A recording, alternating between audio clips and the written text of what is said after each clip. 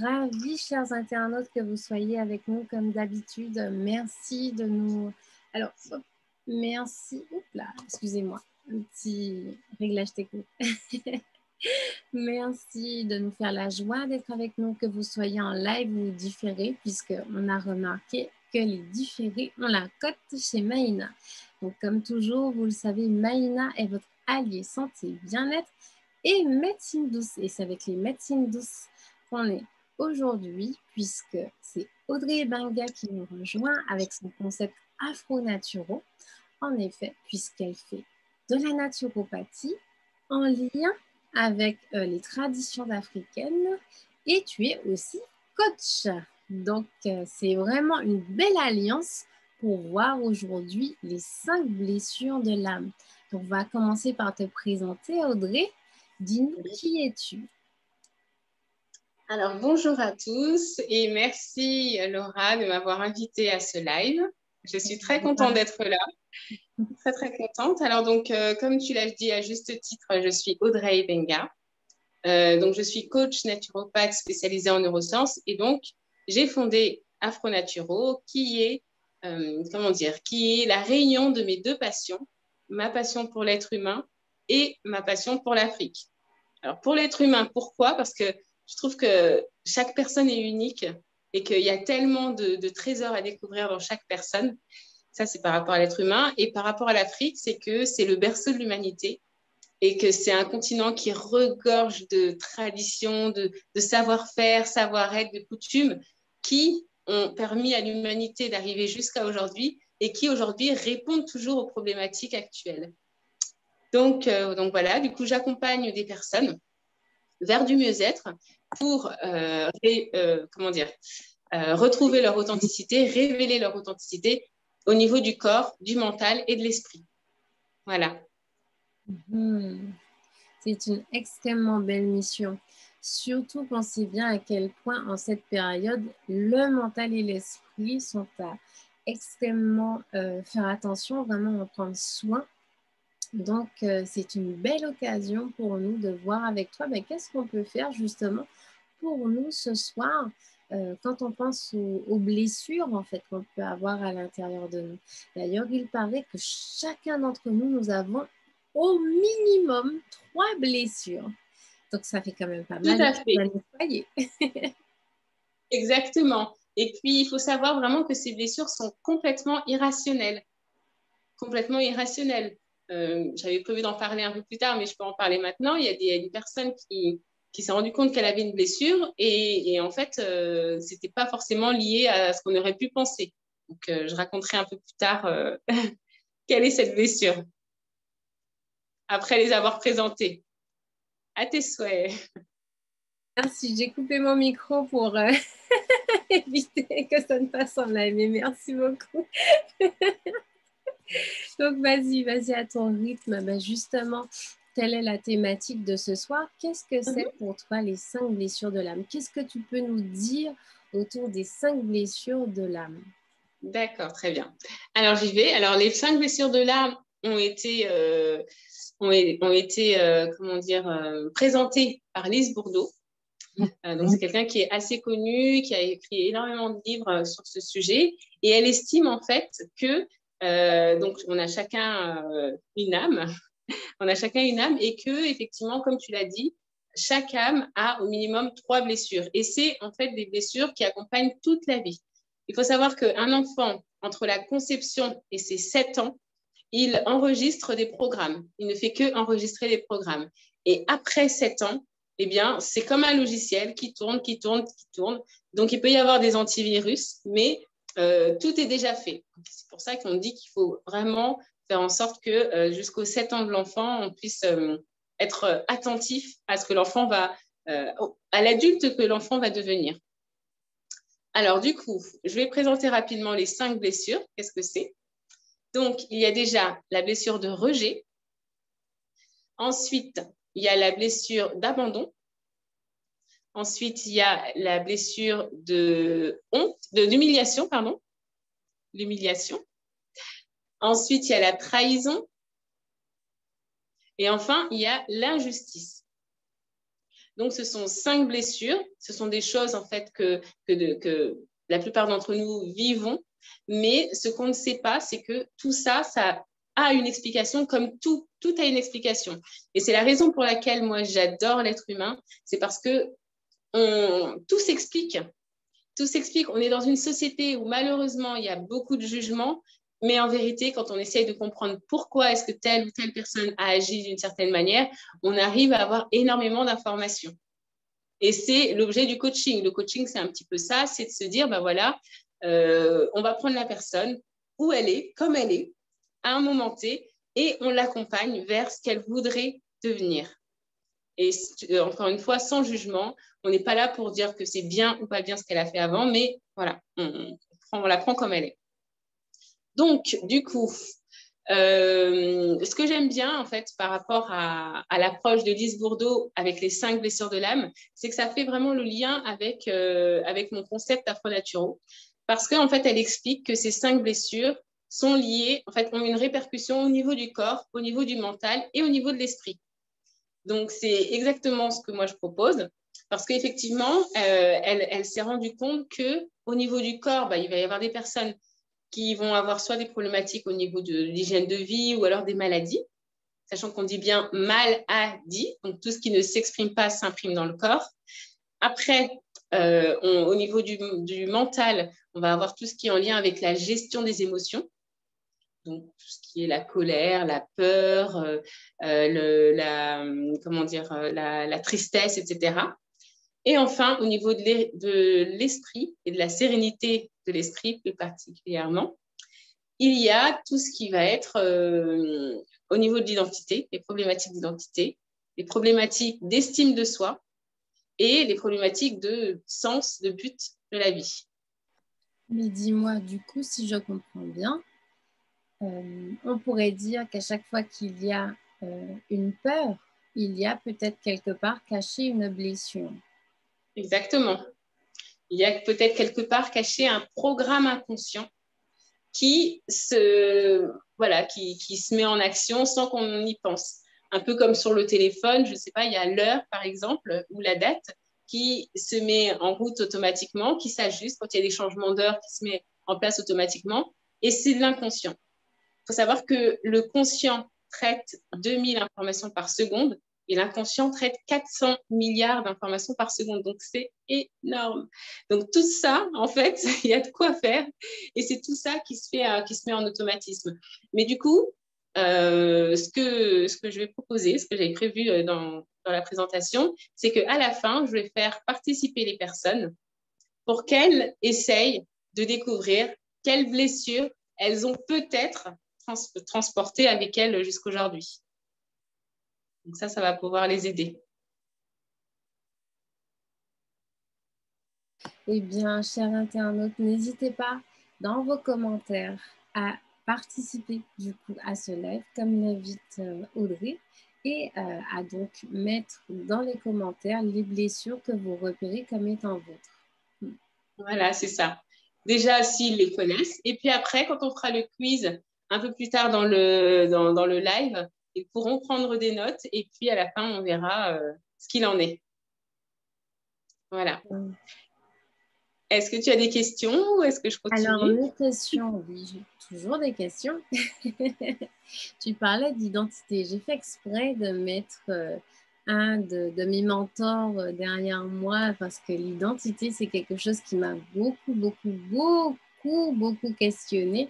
Je parlais de ça dans Ubuntu podcast hier.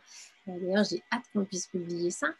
Et je disais, ben, tiens, dans ce qui cause des difficultés à définir qui est ce je, il y a ce qu'il y a au-delà de nous-mêmes. Du coup, ma question, ça serait, est-ce qu'on peut raccrocher les blessures qui ne sont pas nôtres, donc les blessures transgénérationnelles, à ces blessures de l'âme qui nous concernent? Et est-ce Exactement, que tout à fait. découvrir ces blessures permettent de, du coup, mieux comprendre nos propres blessures? Alors oui, tout à fait. Déjà, il faut savoir qu'il y a plusieurs cas de figure par rapport à la transmission. Il y a effectivement la transmission génétique parce que ben voilà, on transporte des choses en fait, hein, beaucoup plus qu'on ne le pense. Donc toutes ces mémoires génétiques qui dans notre ADN s'ouvrent et se ferment. Donc il peut y avoir des choses qui peuvent ressortir, mais qui appartiennent à nos ancêtres. Et puis il y a aussi la transmission qui est de l'ordre de l'hérédité. Ce qui est de l'ordre de l'hérédité, c'est que ben voilà, un parent qui va avoir une blessure et qui va continuer à avoir des comportements qui sont, on va dire, limitants parce qu'il n'a pas conscience de sa blessure ou de ses blessures, eh bien, l'enfant, il y a des chances que l'enfant reproduise ces comportements. On le voit souvent quand il y a des parents qui sont alcooliques ou alors des parents qui sont violents. Souvent, on dit que quand il y a un enfant qui devient violent à son tour, on dit c'est normal parce qu'il reproduit ce que son père a fait. Donc en fait, c'est un petit peu ça l'idée, c'est-à-dire qu'on est tout le temps en train de reproduire. Et une des choses qui est importante par rapport à ces blessures, c'est qu'il y a des personnes qui vivent toute une vie avec ces blessures. Donc, s'ils vivent toute une vie, ça veut dire qu'ils vont mourir avec ces blessures et donc forcément, voilà, ça se transmet. Donc, voilà, parce que la clé, c'est encore une fois la prise de conscience. Il y a des personnes qui sont dans le déni et des personnes qui ont peur, qui ne veulent pas aller au-delà, prendre conscience de tout ça. Très bien. Et donc, le pronostic n'est pas très engageant. Ah si. Le pronostic est très engageant parce que tout est possible. Vraiment, tout est possible. En fait, ce qui se passe, en plus de nos jours, hein, surtout de nos jours, tout est possible.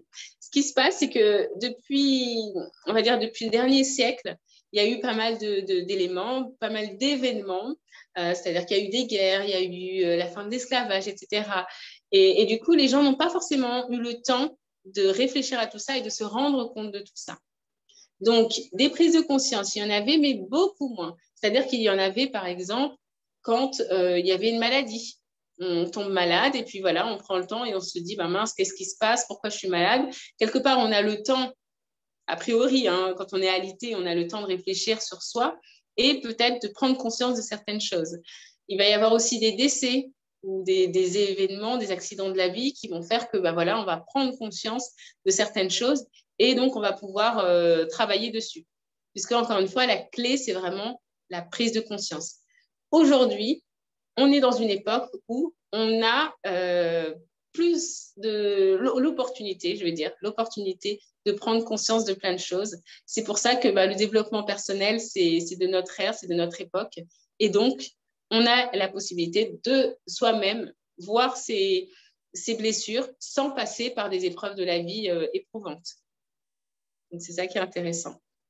Et est-ce que tu pourrais nous donner des exemples par rapport à chacune de ces blessures, puisqu'on a dit qu'on essayerait de permettre à chacun de les identifier. Donc, est-ce que tu pourrais commencer à nous donner des petites choses pour qu'on puisse identifier tout ça? Sûr, oui, tout à fait.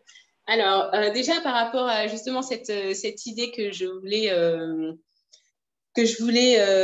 cet exemple que je voulais présenter, c'est l'exemple d'une femme elle a une soixantaine d'années. Et en fait, elle expliquait qu'elle avait une blessure d'abandon. Alors, quand on entend blessure d'abandon comme ça, je ne sais pas à quoi est-ce que tu penses, par exemple. Tu vas penser que, je sais pas, c'est un enfant qui a été abandonné ou elle a été abandonnée par son mari, on ne sait pas. Elle explique qu'en fait, à 60 ans, ses parents sont toujours vivants, sont toujours ensemble, que son mari, elle est toujours mariée avec son mari. Donc, du coup, elle s'est dit, mais comment ça se fait que je me retrouve dans la blessure d'abandon? Elle ne trouvait pas. Et après, en cherchant bien, je crois qu'elle a fait de l'hypnose pour ça. En cherchant bien, elle s'est rendue compte que quand elle était petite, on n'était pas à l'ère d'Internet, des téléphones, etc. Et quand, en fait, elle allait faire ses courses avec son père disait toujours, si on se perd, on se donne rendez-vous au rayon fruits et légumes. Et donc, du coup, ce qui se passe, c'est qu'elle a intégré le fait qu'il était possible qu'on l'abandonne, qu'elle se perde. Et c'est juste ça, alors que jamais ils se sont perdus, jamais elle a eu besoin d'aller au rayon fruits et légumes pour retrouver ses parents. Mais comme quoi, c'est vraiment irrationnel. C'est vraiment, vraiment irrationnel. Et ce que je voulais rajouter aussi, c'est que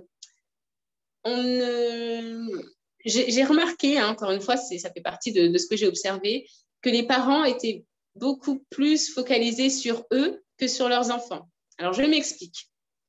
Les parents, en fait, déjà, la plupart du temps, on a l'impression que les enfants, quand ils ne parlent pas, quand ils naissent, beaucoup de personnes ont la croyance que les enfants ne comprennent rien et qu'on peut dire ce qu'on veut, qu'on peut faire ce qu'on veut, puisque les enfants ne comprennent rien. On n'a pas besoin de leur parler non plus, puisque gougou gaga, ils ne parlent pas encore, donc ils ne peuvent pas comprendre. Sauf que moi, je suis venue au constat selon lequel, quand des adultes ont des problématiques et, par exemple, repartent en hypnose, en fait, elles ont la possibilité de se voir à n'importe quel âge. Elles ont même la possibilité de se voir dans le ventre de leur mère. Donc, ça prouve bien que l'inconscient, en fait, dès la conception, l'inconscient est là, la conscience même est là, et que du coup, en fait, tout ce qu'on peut dire devant les enfants, l'enfant l'enregistre. L'enfant l'enregistre. Donc, c'est pour ça que moi, je sais que personnellement, avec mes enfants, je fais très attention. Je ne dis pas n'importe quoi devant eux parce que je dis souvent en rigolant que je ne veux pas que dans une hypnose, dans une séance d'hypnose plus tard, ils m'entendent dire ce genre de choses. Donc voilà, ça, c'est des choses auxquelles il faut faire attention. Et puis aussi, les parents, quand je dis qu'ils sont aussi beaucoup focalisés sur eux, c'est qu'ils vont dire j'ai peur de ne pas être une bonne mère, ou je sais ce qui est bon pour mon enfant, ou alors parfois il y a des parents qui disent malheureusement je ne voulais pas d'enfant, ou je n'ai pas pu réaliser mes rêves parce que j'ai eu des enfants. Donc déjà, ce sont toutes ces choses-là qui vont conditionner l'enfant par rapport à ses blessures. Ou alors je lui donne ce que j'ai pas eu, donc l'enfant il va porter une charge, peut-être un trop plein d'amour parce que en fait voilà, le parent veut combler quelque chose, mais il faut toujours l'équilibre. Le trop, c'est l'ennemi du pas assez. Voilà, donc du coup, conseil pour tous les parents, soyez vraiment dans l'écoute et dans l'observation et faites confiance à vos enfants. Faites-vous confiance à vous et faites confiance à vos enfants. Donc voilà, alors du coup, hop, on va faire l'exercice. Donc j'espère que tout le monde a une feuille et un stylo. Donc, par rapport à la blessure de rejet, donc c'est une blessure qui arrive entre 0 et 1 an. Voilà. C'est éveillé par le parent du même sexe. Donc, c'est le parent du... Parce qu'en fait, encore une fois, les blessures sont activées par les parents. Parfois, c'est les parents du même sexe ou parfois, c'est le parent du sexe opposé. Et encore une fois, quand on parle de parents, c'est bien sûr la personne qui va s'occuper de l'enfant. Parce que parfois, voilà, il y a des adoptions, il y a plein de combinaisons en fait, de parentalité. Donc, voilà, à chaque fois, l'enfant s'adapte. Et la blessure de rejet, c'est quand l'enfant ne se sent pas accepté ou désiré. Voilà, donc c'est quand on dit entre 0 et 1 an, c'est que voilà, c'est dès la conception. Et il y a plusieurs fois, effectivement, on entend, voilà, je ne voulais pas cet enfant, ou alors il y a des dénis de grossesse. Ce sont toutes des choses, en fait, qui font que parfois, quand une femme tombe enceinte, voilà, elle n'avait pas forcément calculé. Et comme on est dans une société qui calcule de plus en plus, eh bien, il se peut qu'il y ait des petits accidents. Donc, du coup, à vous de noter. Donc, si vous êtes sensible, par exemple, aux remarques du parent du même sexe que vous, ça peut être quelque chose qui peut vous alerter. Il y a beaucoup de personnes qui notamment des femmes, par rapport à leur mère, en fait, pour n'importe quelle action, elles vont appeler leur mère, elles vont pas savoir décider toutes seules, elles vont à chaque fois être obligées d'appeler leur mère. Donc, et puis, idem pour les hommes. Après, c'est des personnes qui ont très peu confiance en elles, une estime d'eux-mêmes qui est très basse. Donc, elles se considèrent comme nulles ou sans valeur. Ça, c'est vrai que quand on voit ça, c'est quand même dur à entendre, hein, mais c'est des choses qui arrivent et qu'on fait sans réfléchir. Ensuite, il y a des personnes qui qui trouvent beaucoup de moyens de fuite, c'est-à-dire qui ont des dépendances. Ça peut être des dépendances dans l'alcool ou dans les drogues ou des choses comme ça. Ensuite, c'est quelqu'un qui est très solitaire, voilà, qui reste beaucoup seul et qui se sent pas forcément légitime. On a parlé de l'estime basse, quelqu'un qui se sent pas forcément légitime. Et donc, au niveau du corps, il y a des pathologies il y a une morphologie qui est apparemment associée à cette blessure. Mais bon, moi, je porte moins l'attention sur la morphologie, plus sur les pathologies qui peuvent être liées à ça. Donc, ça va être tout ce qui est problème de peau, soucis respiratoires et cardiaques. Ça, c'est par rapport à la blessure de rejet. Et donc, pour sortir de là, il faut pouvoir s'affirmer, oser prendre sa place, arrêter de fuir. Donc, est-ce que ça va pour tout le monde? Alors, pour moi, ça va. Et pour les internautes, pardon, aussi visiblement, puisqu'il n'y a pas de commentaires en ce sens. Mais une chose qui me vient du coup, parce que tu parles du fait que la blessure de rejet vient par rapport aux parents du même sexe. Mais il y a énormément de configurations de parents. S'il n'y a pas de parents du même sexe, il ne peut y avoir ce type de blessure? Alors, si. En fait, de toute façon, dans tous les cas, ce sont toujours des généralités. Ça va toujours être des généralités. Même, on peut dire aussi, par exemple, dans les familles où il y a des familles avec des parents homosexuels, effectivement, il va y avoir deux parents du même sexe. Enfin, ça peut arriver qu'il y ait deux parents du même sexe. Après, ça va être peut-être le parent qui va être le plus proche. Il y a d'autres blessures, on va le voir après. Il y a d'autres blessures comme la blessure, par exemple, d'humiliation qui, elle, effectivement, est beaucoup plus générale, qui fait que, en fait, cette blessure, c'est indépendamment du parent, ça va être celui qui va apporter le soin, celui qui va apprendre à être propre, enfin, celui qui va apporter un peu plus que l'autre. Donc, dans le même cas, la plupart du temps, c'est toujours en fonction de la manière dont l'enfant a été adopté, mais a été élevé, pardon, je me calme, la façon dont l'enfant a été élevé, mais ça va être le parent qui va être le plus proche de lui. Voilà. Est-ce que ça va? Ça va très bien. Et puis c'est intéressant parce que du coup, toi, tu centres ça sur les 0 à 1 an. Donc, potentiellement, un parent qui serait suffisamment soutenant et qui accueillerait son enfant dans avec une juste place, une juste mesure. D'ailleurs, on parle aussi de mère suffisamment bonne. Quand on dit mère, d'ailleurs, c'est pas forcément la mère biologique, hein, ça peut être le père, voilà.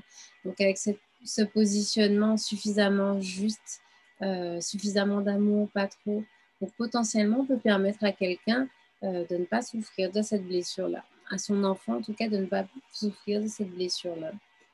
Tout à fait. Et puis, encore une fois, comme on a dit, c'est jusqu'à 7 ans que les choses sont malléables. Donc, d'où l'importance d'énormément communiquer avec ses enfants parce que c'est vrai que 6 mois, en fait, ce sont des choses qui existent. Hein. 6 mois, demain, je me retrouve avec un mal de ventre et que je me retrouve aux urgences et qu'on me dit, en fait, madame, vous êtes en train d'accoucher. Il est évident que je vais être surprise et qu'il est évident que je vais me dire, ah mince, oh là là, mais je n'avais pas prévu. Voilà, c'est des choses qui peuvent arriver. Et ça ne veut pas dire que j'aime pas les enfants et que je ne veux pas en avoir. Mais du coup, il faudra que je communique avec cet enfant en disant, dis donc, je ne sais pas d'où tu viens, mais je ne l'avais pas prévu. Voilà. Je ne t'entends pas. Non, je t'en prie, je t'en prie. D'accord. Donc voilà, pour dire qu'effectivement, il y a tout ce travail de communication à faire avec les enfants pour pouvoir faire en sorte qu'ils ne traînent pas des blessures. Ou alors, s'il y a une blessure, qu'il y ait réparation et que ce soit pas figé, que ce soit pas ancré. Voilà. Donc, ça, c'est la blessure de rejet. Ensuite, il y a la blessure d'abandon. Donc, c'est une blessure qui arrive entre 0 et 3 ans. On estime entre 0 et 3 ans. Donc, En fait, elles sont, au niveau des âges, ça se mélange un peu entre toutes les blessures, mais voilà, on estime que c'est entre 0 et 3 ans. Quand, là, c'est avec le sexe opposé. Et ça va être quand il y a un manque de soutien ou d'affection. Voilà. Quand il y a un manque de soutien et d'affection, ben, l'enfant va se sentir un peu comme abandonné. En fait, par rapport à ça, ça va être un enfant qui va être très fuyant, qui va être très dépendant, pardon, dépendant. Donc, c'est quelqu'un enfin, voilà, être souvent, attendre l'approbation des autres, qui va pas forcément prendre de décision. Peut-être encore une fois, hein, prenez des notes, peut-être que vous allez vous reconnaître dedans. C'est quelqu'un qui cherche à attirer l'attention, qui cherche à toujours être entouré. Et au niveau de cette dépendance-là, parce que c'est un masque hein, vraiment que la personne prend, ça va être tout ce qui est en lien avec les dépendances. Ça peut être les problématiques de sexe, des personnes qui sont des nymphomanes ou des personnes qui sont infidèles, enfin, des coureurs de jupons, comme on dit. Ce sont vraiment des personnes qui, elles ont toujours cette problématique avec le sexe opposé, en général, puisque la blessure vient du sexe opposé, a été générée par le parent du sexe opposé. Et ben voilà, c'est un schéma qui se répète, qui se répète, qui se répète. C'est des personnes qui n'aiment pas qu'on leur dise non aussi. Donc ça, c'est quelque chose à noter. Elles ont peur de la solitude. Elles ont beaucoup de changements au niveau émotionnel. Elles passent du rire aux larmes, de la joie à la tristesse. Et ça va être des personnes au niveau de la santé qui vont avoir des problématiques d'asthme ou de la dépression, par exemple, de l'hystérie. Voilà. Donc, du coup, par rapport à ça, il faut qu'elles soient seules, elles apprennent à être seules et qu'elles puissent travailler sur leur estime d'elles-mêmes pour pouvoir sortir de là. Voilà. Est-ce que c'est quelque chose qu'on peut généraliser à toutes les problématiques de solitude, selon toi? Généraliser, c'est-à-dire? C'est-à-dire qu'il y a énormément de personnes qui ont des difficultés à être seules et qui souffrent véritablement de la solitude. Je pense surtout à toutes ces personnes qui, en l'état actuel, par exemple, sont confinées et sont donc complètement seules. Pour celles qui se confinent vraiment, vraiment complètement, qui ne sont pas du tout, et donc qui souffrent pleinement du fait d'être seule avec soi. Je pense que non, on ne peut pas généraliser parce que déjà, cette situation est inédite. La situation actuelle est inédite, qu'elle est dans la durée aussi et qu'on sait qu'un être humain a besoin de contact humain et que la solitude tue réellement. Encore une fois, tout est question de dosage, c'est-à-dire que dans la pathologie, notamment liée à, là, on parle de la blessure d'abandon, ça va être des personnes qui ne supportent pas du tout d'être seules. Moi, j'ai déjà accompagné des personnes qui, elles, notamment, c'était une personne, une jeune fille, et c'est vrai que c'est assez touchant de voir des choses comme ça. C'est une jeune fille qui, elle avait 5 petites amies en même temps. 5 petites amies. Et je me souviens que j'étais avec elle une fois et en fait, elle était en train d'appeler, d'envoyer des textos aux 5 parce qu'elle voulait savoir lequel serait libre pour le soir. Et elle ne pouvait pas en fait admettre qu'il n'y en ait aucun. C'est peut-être pour ça d'ailleurs qu'elle en avait 5. Donc encore une fois, pas de jugement puisque ça se comprend. Ce n'est pas idéal. Donc effectivement, le coaching permet de travailler et de réparer ça. Mais voilà, là, elle ne pouvait pas passer la soirée seule. Et au final, aucun n'était disponible.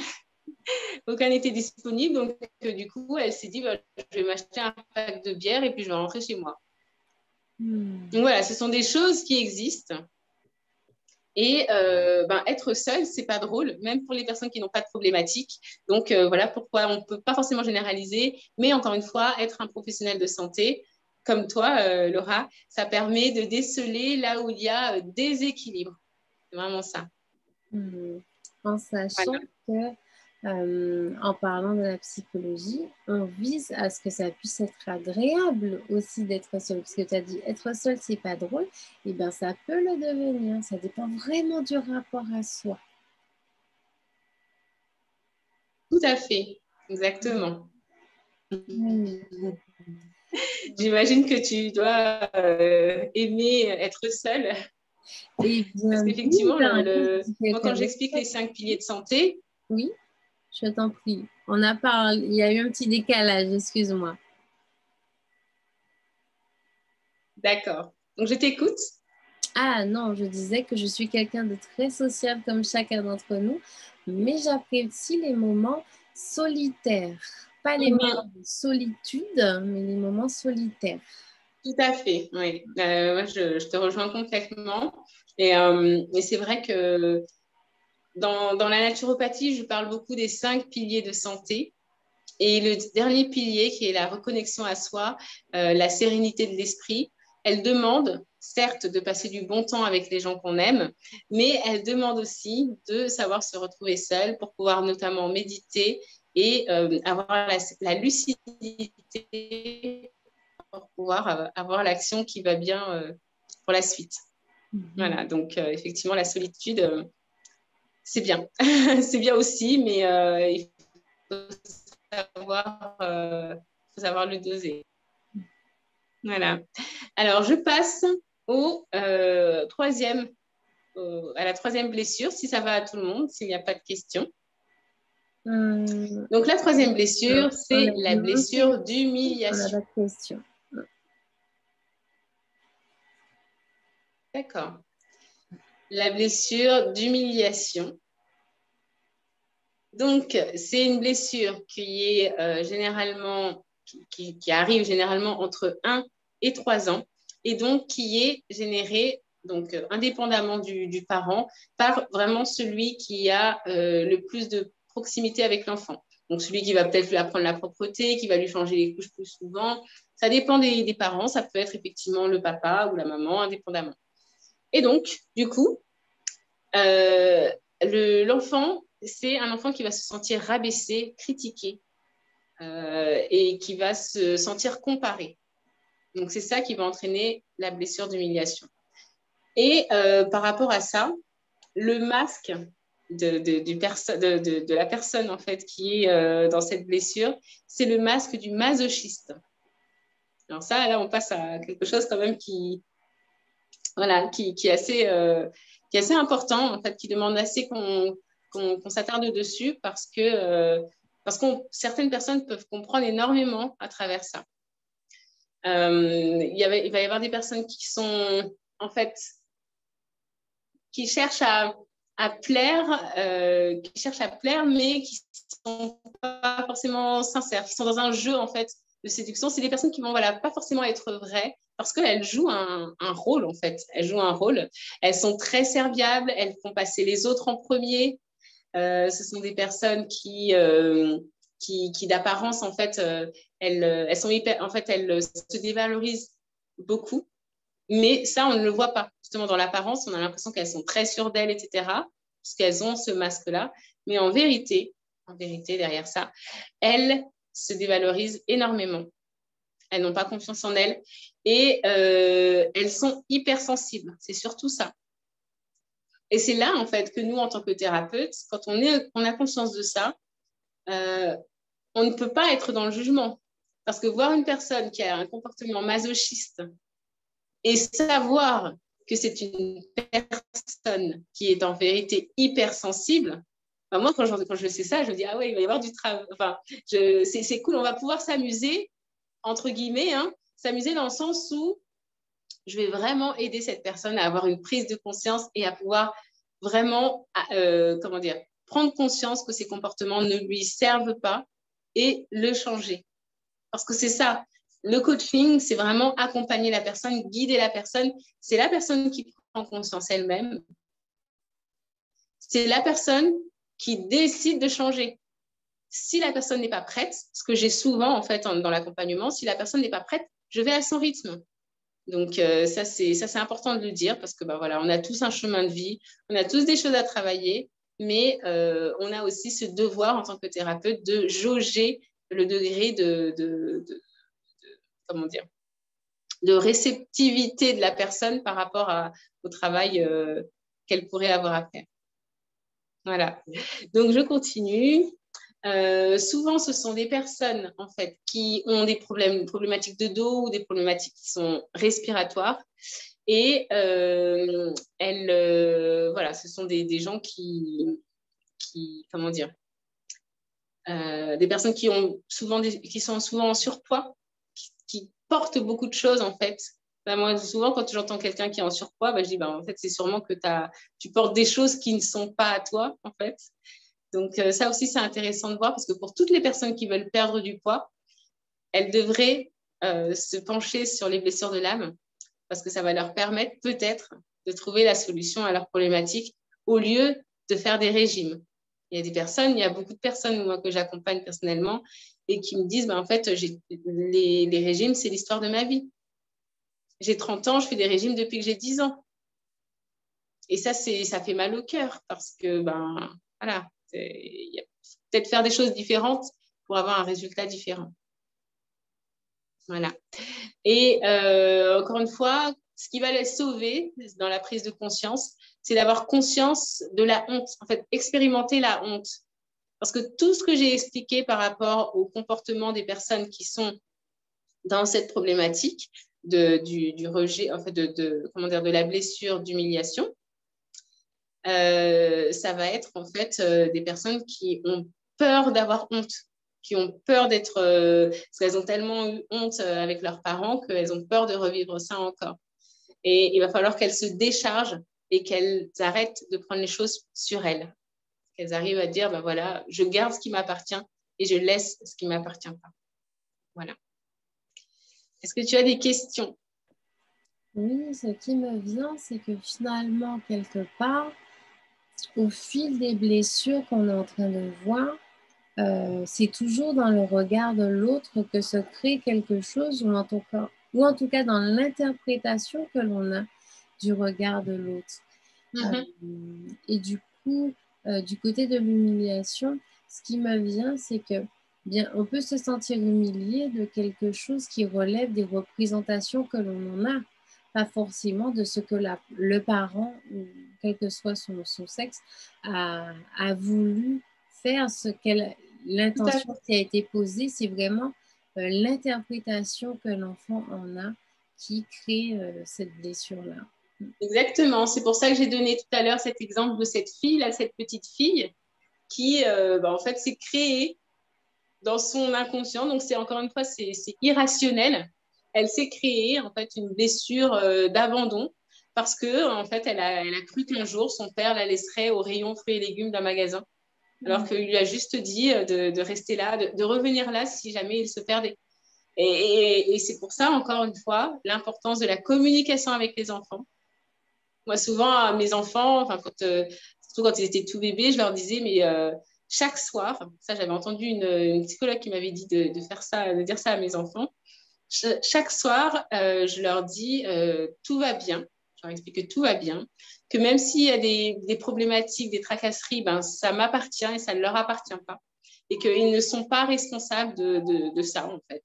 Donc ça, j'estime, c'est vrai que ça a du sens. Parce qu'au moins, je me dis, au moins, l'enfant va se coucher et n'a pas l'impression d'avoir causé quelque chose. Tout à fait. Et puis, il y a ce côté, pour revenir à l'exemple de la petite fille, où le parent explique à l'enfant que si elle se perd, elle peut revenir au rayon fruits et légumes. Mais ça renvoie déjà à la peur, à une certaine peur. Des fois, rien que le choix des mots compte aussi. Mais tout à fait, tout à fait. Exactement. Par exemple, on aurait pu dire, si tu me cherches, reviens vers le rayon fruits et légumes. Exactement, exactement. Comme quand on dit que les enfants ne comprennent pas la négation. Donc ça, c'est un petit aparté, hein, mais c'est vrai qu'on se rend compte que quand on parle aux enfants, on dit des mots automatiques et on ne comprend pas que c'est pas forcément productif. Donc, dire à un enfant ne touche pas à ça ou ne fais pas ça, lui, il comprend fais ça. Oui. Donc, du coup, bah voilà. Puis, comme tu dis, on peut imaginer qu'il y a des blessures qui peuvent naître de tout ça. Donc, les enfants, vaut mieux leur dire c'est interdit, quelque chose est interdit, pour qu'ils comprennent mieux. Voilà. Alors, je continue avec la 4e blessure. Avec joie. C'est bon, ça va? Oui, c'est très bien. Donc, la 4e blessure, c'est la blessure de trahison qui vient entre 2 et 4 ans. Voilà. Donc, c'est un enfant, donc c'est une blessure qui vient du sexe opposé. Et c'est un enfant qui, pour se défendre face à cette blessure, va avoir comment dire, un comportement comment dire, de méfiance, en fait. Ça va être un enfant qui va être méfiant. Ça va être un enfant qui s'est senti trahi, manipulé par son parent. Et du coup, ben, en fait, voilà, il va transporter ça. Et donc, ça va être quelqu'un qui va, comment dire, être très contrôlant. Ce sont toutes les personnes qui sont très contrôlantes, les personnes qui veulent tout savoir, les personnes qui ne laissent pas la place à l'inconnu, qui ne veulent pas qu'on leur pose des questions, qui fuient devant les questions qu'on va leur poser, qui ne leur vont pas. Il y a beaucoup de personnes comme ça, hein, des personnes qui ont une tendance très tyran, très à s'énerver, à s'emporter, à se mettre en colère quand on leur parle de choses qui les gênent. Souvent, en fait, les personnes les hommes, en fait, les femmes victimes de violences conjugales sont souvent avec un mari qui est comme ça, une personne qui a cette blessure de trahison et qui, en fait, va avoir tendance à vouloir tout contrôler, va avoir tendance à vouloir prendre forcément l'ascendant sur son partenaire. Donc ça, c'est vrai qu'encore une fois, ça permet de mieux comprendre ce qui se passe, laisser le jugement, parce que certes, c'est très triste et c'est malheureux de voir une femme qui est battue ou même qui est tuée par son conjoint. Mais du coup, on se dit que si jamais il y a quelque chose à faire, ce serait à ce niveau-là. Il faudrait regarder à ce niveau-là. C'est pour ça que c'est très intéressant. Ce sont des personnes qui sont intolérantes par rapport à toutes celles qui sont plus lentes qu'elles. Quand elles vont voir des personnes en situation de faiblesse, ben justement, quand elles vont voir des personnes qui sont plus faibles qu'elles, elles vont vraiment être intransigeantes, intolérantes. Donc ça, c'est vrai que c'est assez malheureux et c'est assez difficile. Ça va forcément être aussi des manipulateurs et des séducteurs. Donc ça, une perversion narcissique, on est en plein dedans, dans la blessure de trahison. Et elles sont souvent en colère. Elles ont, comment dire, elles se sentent indispensables aussi. C'est souvent des personnes qui vont dire bah, tu peux rien faire sans moi. Je suis la seule personne que tu peux aimer. Voilà. Donc ça existe beaucoup malheureusement. Et du coup, les problématiques, ça va être tout ce qui est au niveau des articulations et des inflammations. Voilà, les problématiques inflammatoires et c'est la manière dont le corps peut réagir en fait face à ce genre de blessure. Et puis, du coup, la prise de conscience, elle va passer par le fait de ne plus se mettre en colère et le fait d'accepter les choses qui sont imprévues, qui sont inconnues. Parce que la trahison, finalement, c'est que l'enfant s'attendait à quelque chose qu'il n'a pas eu. Et du coup, ben, voilà, il se dit, ben, j'ai envie de savoir tout ce qui va se passer parce que moi, si je contrôle, ça va aller. Mais malheureusement, il y a des dérives. Et donc, il faut prendre conscience de ça pour transformer. Voilà. Très bien. Finalement, si je comprends bien, être trahi, ça relève, comme toujours, hein, de cette première interprétation. Et tu parles beaucoup de la sphère conjugale. Est-ce que ça peut s'étendre dans les autres domaines, au travail, dans les amitiés, dans le rapport à soi-même, et donc renvoyer vers la confiance en soi? Bien sûr, tout à fait. Tout à fait. Je parle beaucoup de la sphère conjugale parce qu'on dit souvent que l'autre est notre miroir.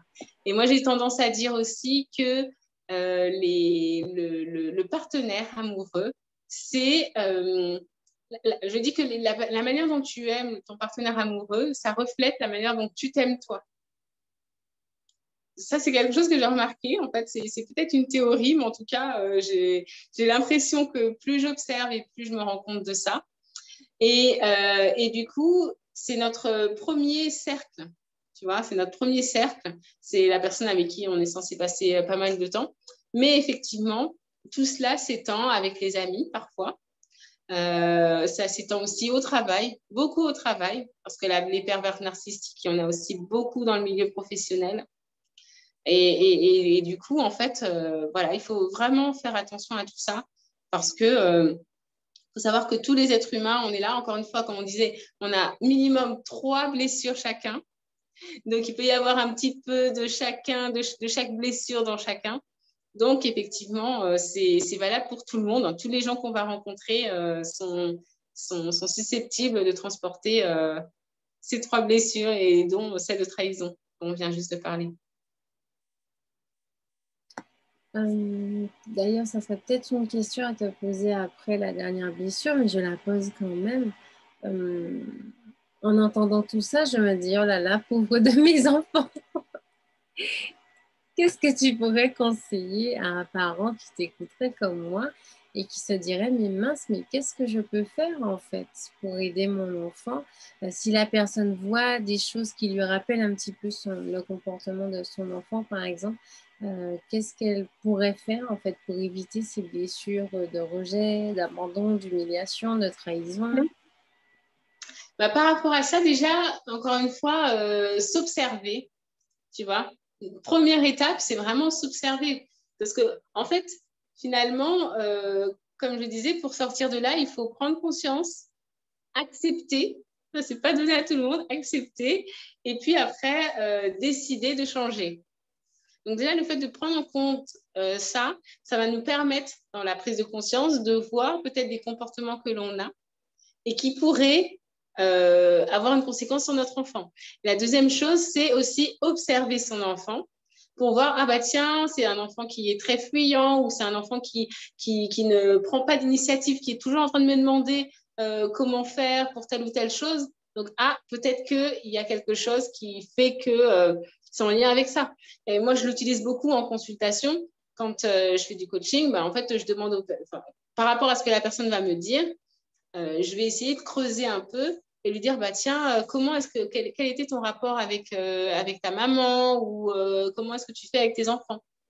J'ai une personne en fait que je connais et enfin que je suis en tout cas. Et elle est en plein dans la blessure de, comment dire, d'humiliation. Elle est en plein dans la blessure d'humiliation. C'est quelqu'un qui est hyper gentil, très, très, très gentil. Elle donne énormément. Et en fait, malheureusement, elle s'est beaucoup oubliée, en fait. Et en fait, elle s'est rendue compte que, en fait, elle s'est fait un petit peu avoir par son compagnon. Et alors là, je veux dire, il y a tout son monde qui s'écroule, quoi, parce qu'elle s'est dit, mince, j'ai tout donné, et puis c'est comme ça qu'il me remercie. Mais c'est effectivement de se dire, au final, peut-être que tu as trop donné, toujours dans cette notion d'équilibre, peut-être que tu as trop donné. Et puis, pourquoi est-ce que tu as donné? Pourquoi est-ce que tu as donné? Est-ce que c'est pas lié à la manière dont ta mère était, etc. Donc, c'est comme ça que petit à petit, on remonte le fil et que les parents, par rapport aux enfants, c'est se regarder soi, apprendre sur soi, parce que les enfants nous aident énormément à nous apprendre sur nous-mêmes. Et puis, peut-être observer son enfant et communiquer avec lui. Éventuellement, lui faire, lui faire suivre une thérapie. Oui, en effet. Donc, communiquer finalement avec lui, si j'ai bien compris, ce qu'on a pu résoudre de nos propres blessures, c'est ça, hein? Déjà ça, alors, soit lui expliquer clairement son histoire dans les détails, ça dépend de l'âge de l'enfant, ou alors, en fait, lui expliquer, lui dire, excuse-moi. Voilà, c'est possible de s'excuser auprès de ses enfants. Il y a des gens qui n'y croient pas, mais si c'est possible. Excuse-moi parce que je me suis rendu compte de certaines choses et que ça ne t'appartient pas. Mais faut savoir que voilà, je ne voulais pas faire ça et que du coup, voilà, dorénavant, je vais faire autrement. Il y a plein de manières de faire. En tout cas, il faut faire en sorte que l'enfant sache, soit au courant, que ce soit dans son conscient ou dans son inconscient, en tout cas qu'il ait l'information selon laquelle ce qu'il pense être vrai n'est qu'une croyance. Voilà. Merci. Alors, la dernière, on va passer à la dernière blessure, qui est la blessure d'injustice, qui, elle, vient entre 4 et 6 ans, donc un peu plus tard, qui est générée par le parent du même sexe. Donc, ça va être en fait des parents qui sont froids, qui sont insensibles, qui sont assez sévères, autoritaires, déjà. Et l'enfant, en fait, il va avoir besoin dedans de s'affirmer. Et donc, du coup, le comportement qu'il va avoir, en fait, ça va être, il va simplement reproduire ce que ses parents, dans un premier temps, ce que ses parents lui ont inculqué, c'est-à-dire qu'il va être quelqu'un de rigide, de très rigide. Donc, ça va être quelqu'un qui est très contrôlant, qui va vouloir mettre en avant, ça peut être les personnes qui sont carriéristes, mettre en avant leur travail plus que ce qu'ils sont vraiment, en fait. Être dans le faire plutôt que dans l'être. Ça va être des personnes qui sont optimistes en surface. Ça, il y en a beaucoup. Ils disent oui, oui, ça va, et en fait, qui finalement sont très angoissés quand ils rentrent chez eux, ces crises d'angoisse, je ne sors plus de chez moi. Et il y a beaucoup de familles dans lesquelles les parents racontent beaucoup de blagues. J'en ai connu comme ça, où on raconte énormément de blagues, où on croit que la vie est belle, que tout va bien. Et en fait, on se rend compte qu'il y a énormément de stress dans cette famille, énormément de choses à travailler. Et ça, c'est des choses dont il faut prendre conscience. C'est des personnes qui se débrouillent seules, qui ont du mal à accepter l'aide extérieure. C'est aussi des personnes qui s'auto-sabotent. Il y en a beaucoup qui s'auto-sabotent, qui sont toujours dans l'action, qui ont toujours besoin de faire quelque chose, et elles sont complètement coupées de leurs émotions. Voilà, on est dans le faire, encore une fois, et pas dans l'être. Donc, les émotions, on les contrôle. Il y a beaucoup de personnes, en fait, ça, c'est aussi beaucoup chez les Asiatiques qu'on voit ça. On sait que les Asiatiques, ils sont très, très carrés, surtout les Chinois. Dans leur manière de faire, hein, encore une fois, c'est le conditionnement sociétal. On a parlé des parents. Là, dans les blessures, on est dans les parents, mais il y a aussi, comme on disait, le conditionnement est lié à l'expérience et aussi à la société dans laquelle on vit. Donc, du coup, on peut, en fait, à travers ça, adopter un des comportements qui est en lien avec une blessure. Mais le fait d'être froid, effectivement, voilà, quoi, ça gâche un peu tout. Et donc, du coup, par rapport à ça, il y a des maladies qui sont liées à ça. Ça va être les maladies liées au burn-out, les insomnies, des personnes qui ont souvent la mâchoire serrée, etc. Donc, encore une fois, voilà, c'est des personnes qui avalent, en fait, qui répriment leurs émotions, quoi, malheureusement. Et puis, pour sortir de ça, alors oui, il y avait aussi tout ce qui est problématique au niveau digestif, la constipation, notamment. Qui sont constipées parce que voilà, elles gardent voilà, là pour le cas c'est les selles, elles gardent des selles pour elles. Et donc du coup pour ça il faut pouvoir se libérer de ses émotions et affronter ses peurs, quoi, s'autoriser à faire des erreurs. Voilà, c'est la manière dont on va pouvoir transcender cette blessure. Donc, bien, finalement, quand on regarde, cette dernière blessure renvoie vraiment à l'idée que à un moment, on a cru qu'on n'avait pas une juste place, c'est ça? Oui, on a cru, les enfants, les deux émotions qu'ils prennent automatiquement, c'est la peur et la culpabilité. Donc, voilà, si on a peur qu'un parent ne nous aime pas, qu'il ne nous désire pas, qu'il se moque de nous, ou alors on est coupable, on se dit, voilà, je ne suis pas venue au bon moment, ou je ne sais pas, moi, on m'a abandonnée parce que, en fait, je ne suis pas légitime, je ne suis pas quelqu'un de bien. Voilà, c'est toujours ça, la peur ou la culpabilité. Et c'est tout ça, en fait, ça va vraiment très, très vite, hein. Ça va vraiment très, très vite. Parfois, quand on voit les petits-enfants, il suffit que le parent parte et l'enfant va se mettre à pleurer comme si c'était la fin du monde pour lui. Mais en vérité, parfois, on peut même justement, attention, des fois, ça va très vite. Quand on voit ça, on peut se moquer de lui. On a envie de se moquer de lui parce que nous, on est dans la rationalité. L'enfant, il est encore dans un cerveau qui est un peu moins évolué que le nôtre. Et donc, pour lui, c'est vraiment la fin du monde. Mais on va se moquer de lui. Et puis, bah voilà, ça peut partir de là, en fait. Une blessure d'humiliation en disant, mais pourquoi est-ce qu'on se moque de moi? C'est vraiment grave, en fait, ce qui m'arrive. Parce qu'à son niveau, c'est grave, effectivement. Ou alors, les enfants à qui... Il y a beaucoup de parents qui sont comme ça, qui savent que leur enfant est très attaché à eux et qui s'en vont et qui n'osent pas dire à leur enfant qu'ils s'en vont. En disant, ben voilà, j'arrive, je suis juste à côté. Et en fait, l'enfant, le parent part et le parent, parfois, ne revient pas. Moi, j'ai eu le cas comme ça d'une personne que j'ai accompagnée qui m'a dit, ben voilà, ma mère m'a dit qu'elle revenait et en fait, elle partait. Elle partait et elle partait pendant des années. Je l'ai revue 5 ans après. Et en fait, voilà, c'était quelqu'un avec qui j'ai changé, mais il est évident, en tout cas, il est très probable que cette personne-là et garder une blessure d'abandon. Ah oui. Alors, il y a Lily Rose qui te demande, peut-on avoir plusieurs blessures en même temps? Oui, oui. Alors, merci Lily Rose pour cette question. Oui, effectivement. On peut avoir, apparemment, on a minimum 3 blessures chacun, en fait, qu'on transporte, dont on n'a pas forcément conscience. Et moi, ces blessures-là, je les appelle un peu comme Enfin, j'ai l'impression que c'est un peu comme des peaux de banane. J'aime bien donner cet exemple de Mario Kart en disant, bah voilà, on a notre mission de vie, on est là sur notre piste, et il y a voilà, des choses qui viennent, parce qu'en général, ce dont on se rend compte, c'est que quand les personnes prennent conscience de ces blessures et mettent en place des actions pour les dépasser, eh bien, en général, elles ont, la plupart du temps, une mission de vie qui est en lien avec cette blessure. Par exemple, un enfant qui va être dans une relation qui va vivre, qui va avoir un dominant. Parce qu'encore une fois, pour répondre à la question, c'est qu'on a au minimum 3 blessures, mais il y en a souvent une qui est dominante.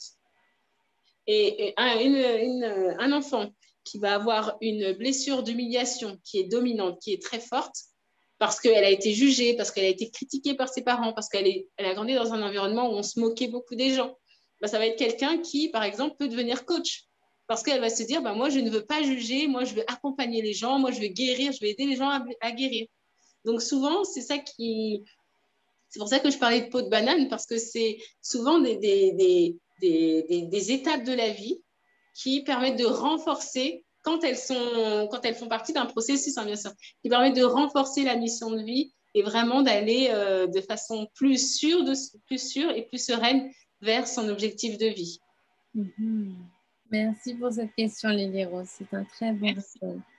Il y a Manzel Léona qui te pose la question et fait un commentaire. C'est les personnes souffrant de cette dernière blessure, donc je pense qu'elle parle de la blessure d'injustice, ont-elles souvent un caractère très fort, très dur? Et elle dit un petit peu après, mais quand on gratte un peu, ce sont de grands sensibles. Oui, alors oui, effectivement, il y a dans la blessure d'injustice et il y a aussi dans la blessure de trahison. On l'a vu, des personnes qui sont très sensibles. Et effectivement, dans la blessure d'injustice, bah, puisqu'elles cachent leurs émotions, bah, elles considèrent que bah, voilà, il faut être dans le faire, dans le faire, dans le faire. Et c'est pour ça que souvent, ce sont des personnes qui font des burn-out. Parce que ben voilà, elles veulent avoir un caractère dur, mais au final, quand on gratte un peu, on voit que y a juste un être humain qui a des besoins comme chacun, comme tout un chacun, et qui a besoin d'être écouté aussi, sans le savoir forcément, sans savoir que lui aussi a besoin d'être écouté. Donc des fois, il y a besoin de gratter un peu plus pour découvrir ça. Merci pour cette question. Merci Marie-Léona. Il y a vraiment ce côté, je fais le lien avec ce que tu disais tout à l'heure sur la possibilité de devenir coach pour guérir ces blessures-là. Mais il y a une chose qui me vient, c'est pas une affirmation, c'est plus une question, c'est peut-être que justement devenir coach, c'est une manière, plutôt que de guérir ça en soi, que de tenter de le guérir chez l'autre en fait. À travers les autres, oui. Alors, il est évident que en tant que coach, je me nourris autant de ce que je reçois des personnes que je coach que ce qu'elles disent recevoir de moi, en fait. Ce qu'elles prétendent recevoir de moi. C'est-à-dire que bah, comment dire, c'est un travail à faire parce qu'effectivement, en tant que coach, ben, voilà, on est pleinement dans le coaching et on n'est pas en train de faire les parallèles avec soi, sinon on n'est pas vraiment dans le coaching. Maintenant, il est évident que on est chacun en train de s'inspirer. En fait, on s'inspire des uns des autres. Et moi, je dis que peu importe la personne que j'ai en face de moi, elle a forcément une chose à m'apprendre. Elle a forcément quelque chose de positif, au moins une chose de positive. Ça, j'en suis sûre, parce que c'est l'être humain qui est comme ça. Et donc, du coup, oui, c'est ça. C'est guérir à travers les autres, grandir à travers les autres. Parce qu'on est dans un apprentissage constant. Et pour moi, en fait, on finira d'apprendre quand on va mourir. Clairement, clairement. Ça me fait penser à un ami que je salue s'il voit le live, Kalouz, qui me disait que dans les médounétaires, l'enseignant et l'élève, c'est le même médounétaire. Et je trouve ça très parlant parce que du coup, l'enseignant, en ce sens, apprend autant de l'élève que l'élève apprend de lui. Tout à fait, exactement. Exactement. Et c'est vrai qu'on apprend, comme je le disais tout à l'heure, par rapport aux enfants, puisque dans ces blessures-là, on a vu que c'était beaucoup en lien avec l'éducation. Par rapport aux enfants, on apprend énormément en tant que parent de la part de nos enfants. Quand on a, comment dire, cette démarche d'ouverture, cette démarche d'humilité en se disant, ben voilà, le maître apprend autant que l'élève. Parce que parfois, les enfants posent des questions qui sont enfin, hyper pertinentes, quoi. Et c'est ça, je veux dire, c'est ça qu'il faut, c'est en ça qu'il faut être observateur de ses enfants. Et pas des fois se braquer. Il y a des parents comme ça qui se braquent. Bon, ils ont leur raison, hein, mais ils disent bah, tu poses trop de questions ou n'importe quoi, tu ne sais pas, je sais mieux que toi. C'est souvent les parents contrôlants qui sont dans la blessure de trahison. Passage.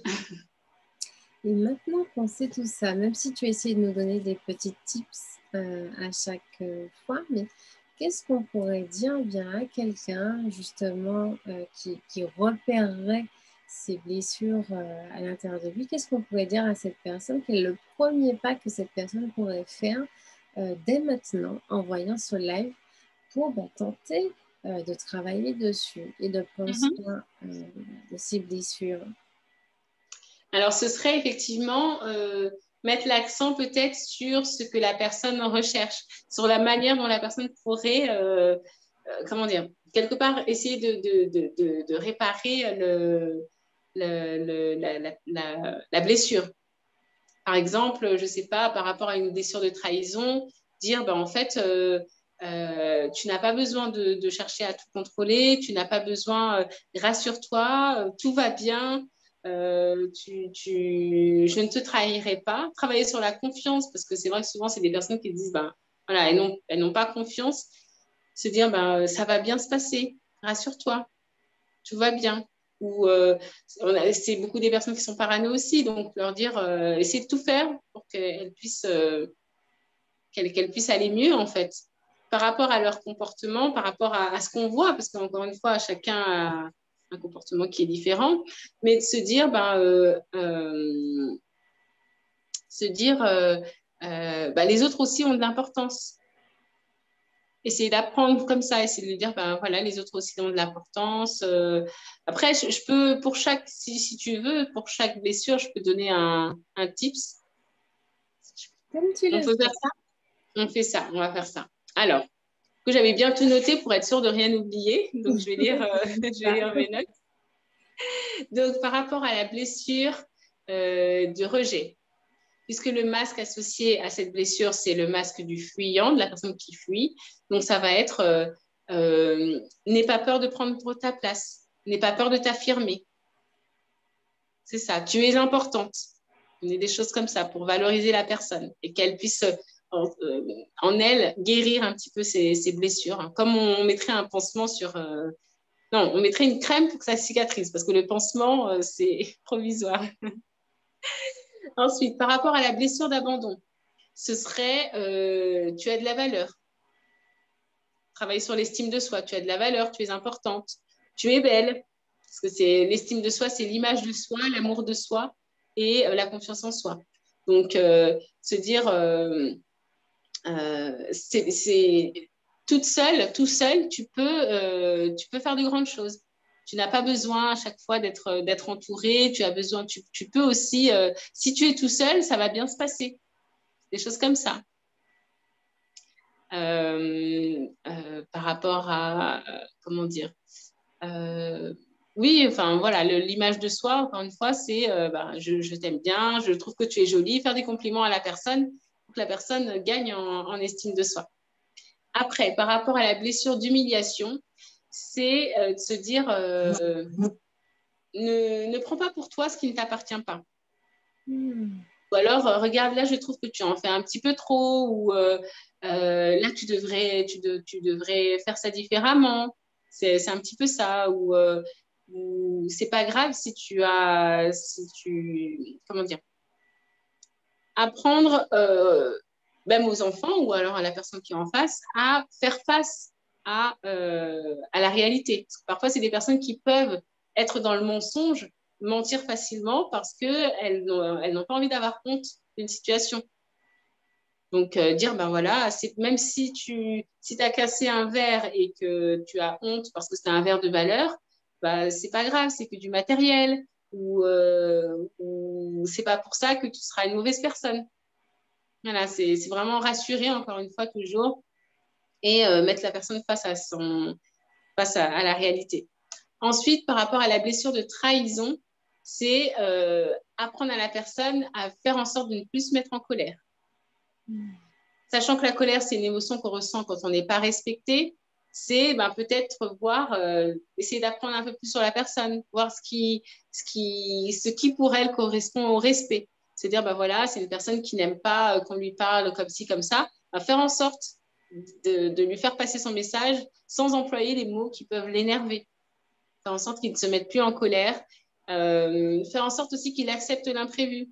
De dire, tiens, si c'est quelqu'un qui, par exemple, n'aime pas aller en voyage, va dire, si tu veux, on peut aller en week-end, on va essayer quelque chose, tu vas voir, tout va bien se passer, j'ai tout prévu, j'ai prévu l'hôtel, on va aller à tel endroit, on va faire ci, on va faire ça, pour rassurer la personne et lui donner des expériences pour que son cerveau se souvienne d'expériences, en fait, qui vont à l'encontre des croyances qu'il pouvait avoir par le passé. Donc voilà, accepter l'imprévu et donner de la place aux autres. Et voilà, c'est ça. C'est toutes ces choses-là, en fait, par rapport à la blessure de trahison. Et enfin, pour la blessure d'injustice, on vient d'en parler, c'est quelqu'un à qui on va lui faire en sorte qu'elle s'autorise des erreurs. En fait, c'est-à-dire, mais c'est pas grave si tu te trompes, c'est pas grave, hein, en fait, ça arrive à tout le monde, personne n'est parfait, ou peut-être lui présenter des personnes qui ont fait des erreurs, ou personnes par exemple, des entrepreneurs qui vont passer par des étapes, qui ont beaucoup échoué avant de réussir, des choses comme ça, pour qu'elles voient qu'encore une fois, ces personnes-là ne sont pas mortes et n'en demeurent pas moins des êtres humains. Et puis, c'est libérer ses émotions. Libérer ses émotions, trouver une manière de libérer ses émotions. Voilà. Merci beaucoup pour tous ces tips que j'espère vous serviront, chers internautes. Je vérifie encore, mais nous n'avons plus de questions des internautes. Et je pense qu'on a fait un beau tour des 5 blessures de l'âme et qu'avec ça, chaque internaute pourra pleinement déjà identifier ce qui relève de ses propres blessures et pouvoir, comme tu le disais si bien, déjà commencer à accepter, en fait, après la prise de conscience, accepter que ça fasse aussi pleinement partie de soi, de lui, d'elle, chaque personne qui nous regarde. Et puis, bien, pourquoi pas prendre rendez-vous avec toi pour bien regarder comment est-ce qu'on peut au quotidien faire avec, pardonner, se pardonner soi, pardonner à l'autre aux parents au singulier, aux parents au pluriel concernés par la situation et pouvoir affronter ses peurs et pleinement vivre en mettant ça de côté autant que faire se peut, ou vivre avec pleinement. D'ailleurs, en t'écoutant, en entendant les 5 blessures de l'âme, ça me fait beaucoup penser à l'énéagramme, tu sais, qui est un outil qui est basé justement sur ces fameuses blessures où chaque blessure crée un mécanisme de défense. Et sur ce mécanisme de défense et cette blessure se crée une personnalité qui vient, elle, résoudre tout ça. Donc, je pense que ça fait aussi partie des tips qu'on peut pleinement donner à nos internautes, mais déjà s'observer à travers des outils tels que l'énéagramme, ça permet pleinement de se comprendre et d'appréhender ces blessures. Donc, chers internautes, vous pouvez retrouver Audrey à Coaching Afro Naturo. Il me semble que c'est la même chose sur Instagram et Facebook, d'ailleurs. Oui. Oui. Et puis, eh bien, n'hésitez pas à vous abonner, à aller C'est à vers... peu près la même chose sur... Oui, vas-y, je t'en prie. Ça a un petit peu. Je disais Oui. que c'était coaching Afro Naturo sur Instagram et Afro Naturo sur Facebook. Ah, il y a une Voilà, petite nuance qui fait toute son importance. c'est ça. Merci. Ouais, j'ai plus regardé Instagram, ça se voit. Et bien, du coup, évidemment, chers internautes, si vous ne l'êtes pas encore, n'hésitez pas à vous abonner à Maïna et nous continuerons toujours de vous apporter de belles solutions au quotidien. D'ailleurs, la semaine prochaine, on va parler d'alimentation. Mais cette fois-ci, on ne va pas parler de nourriture, on va parler de cuisine. Donc, restez en ligne pour de merveilleuses recettes qui aligneront le corps, l'esprit et l'âme. Donc, c'est une Génial. belle suite pour notre live et ça a été une joie pour moi de te recevoir en live pour la première fois. C'est vrai, oui, Encore effectivement. plein de belles choses. Et vraiment, merci pour ta belle présence et pour toutes ces informations extrêmement complètes. Merci à toi, merci à tout le monde, à tous ceux qui ont suivi ce live. Et puis, voilà, plein de belles choses pour Maïna. Parce que c'est une super plateforme. J'espère que les gens, justement, arrivent à trouver ce dont ils ont besoin pour devenir la meilleure version d'eux-mêmes. Et puis, à très bientôt. Très Merci bientôt vraiment tous. pour ces bons vœux. À très très bientôt. Et ben, je souhaite d'ailleurs que Coaching Afro Naturo continue aussi bien puisque toi aussi tu organises des événements et des lives. Donc, chers internautes, n'hésitez pas à aller. Vous pourrez suivre encore plein de beaux lives sur la page d'Audrey. Merci à toi. Très très belle soirée. Et chers internautes, on se retrouve comme toujours samedi prochain.